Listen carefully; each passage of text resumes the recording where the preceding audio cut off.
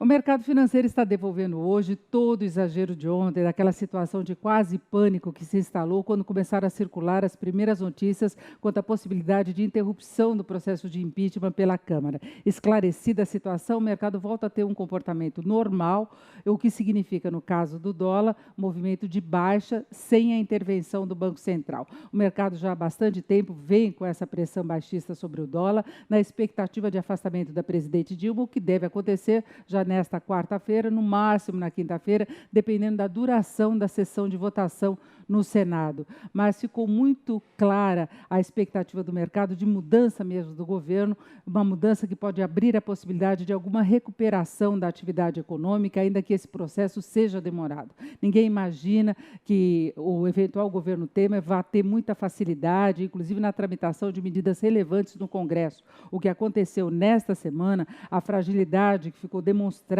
pela Câmara, pelo Senado, essas idas e vindas, mostraram que há um ambiente político ainda muito desfavorável, pouco definido, que pode dar margem sim, para muita pressão contrária. Aliás, o próprio processo de impeachment tende a deixar uma reação depois da oposição a esse processo, que vai tentar atrapalhar qualquer ação mais efetiva de Michel Temer, que dependa do Congresso.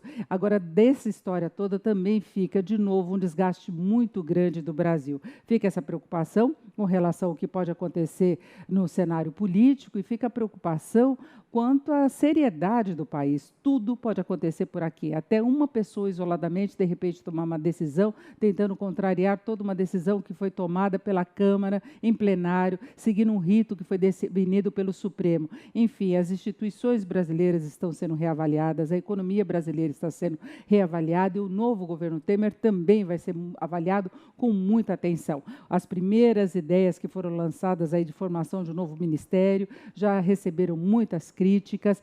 Michel Temer parece que já promoveu aí uma revisão, retornando à ideia original de reduzir mesmo o número de ministérios, de não ceder tanto à pressão política, ao fisiologismo, que criaria um ambiente já desfavorável logo de início. Ele pode até garantir uma base de apoio maior no Congresso, tentando driblar essas adversidades que eu coloquei, mas o problema é credibilidade, é confiança, é fundamental que ele consiga estabelecer, na verdade, um choque de confiança para que haja uma disposição maior dos investidores, dos empresários, dos consumidores, mais boa vontade em relação ao que ele vai ter de implementar, porque a crise vai durar ainda um bom tempo. Este ano já está praticamente dado, devemos ter uma recessão perto dos 4%, o desemprego ainda vai crescer mais, a inflação vai resistir num patamar que ainda vai afetar muito o poder de compra da população, mesmo que caia como o mercado está esperando para alguma coisa ao redor de 7%, vai ser menor do que o ano passado, mas uma inflação ainda alta demais, ainda acima do teto da meta, e tem a questão da reorganização das finanças públicas.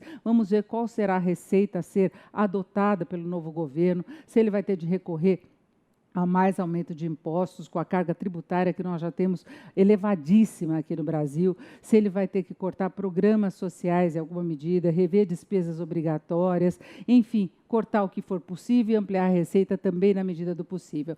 Tem muitas possibilidades pela frente e é importante que ele conte com a confiança da sociedade. E aí a reestruturação do próprio governo, a definição dos ministérios, os nomes que vão ocupar os vários ministérios, tudo isso pode ajudar muito. Isso veio no relatório semanal Focus, divulgado nesta segunda-feira pelo Banco Central. O mercado, na média, elevou a previsão de inflação deste ano